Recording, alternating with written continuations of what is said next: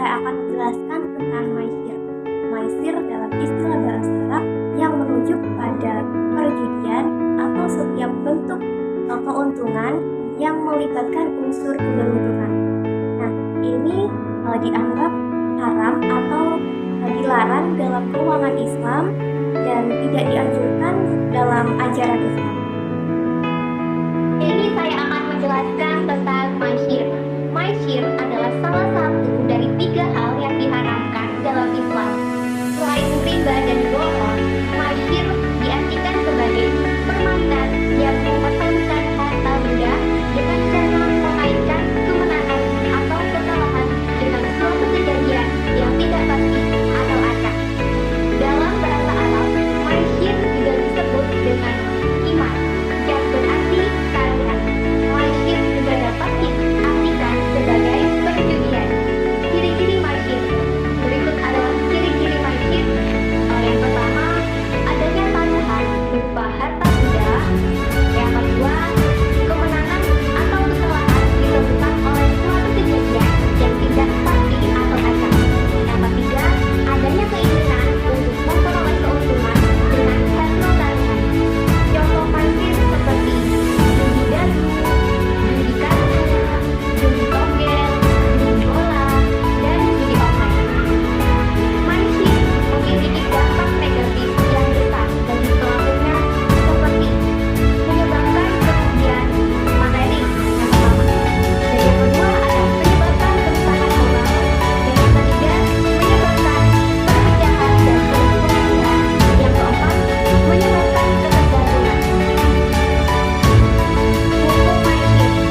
Maisir adalah salah satu dosa besar dalam Islam. Pelaku maisir terancam dengan hukuman neraka.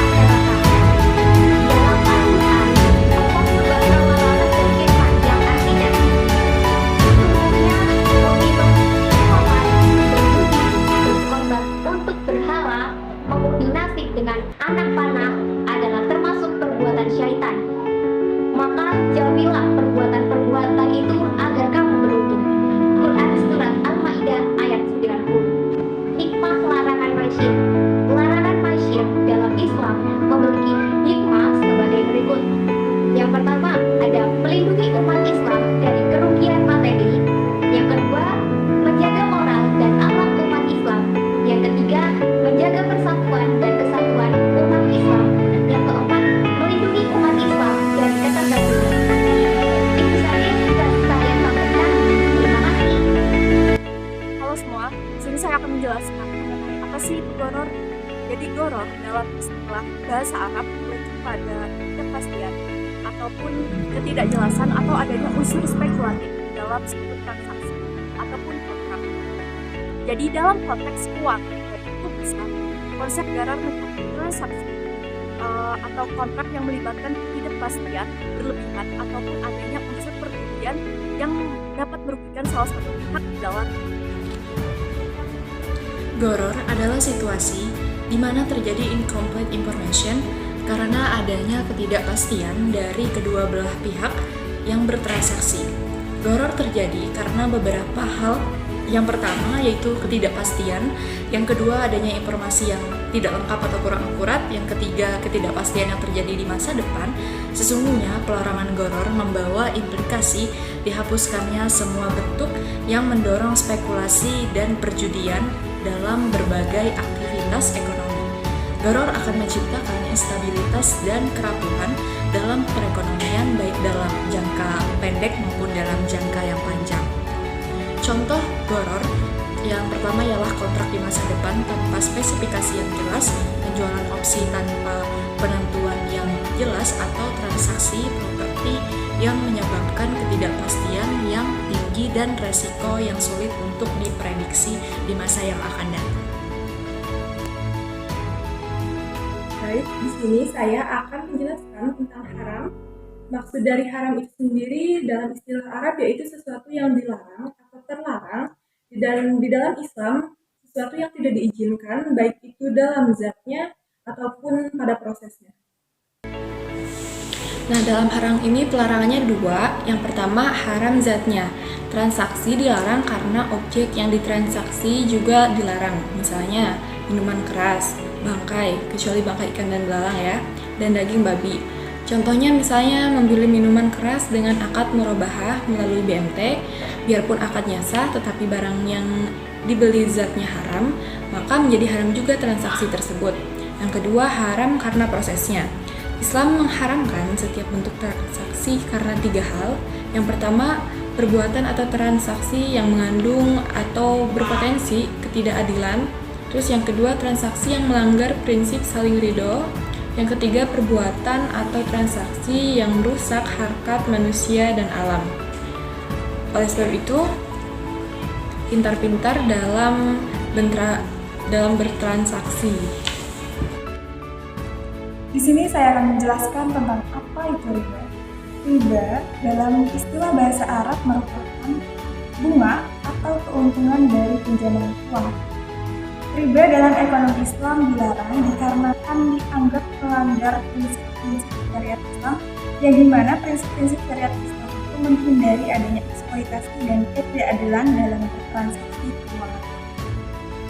Secara garis besar, riba Kecuali bangkai ikan dan belalang ya, dan daging babi.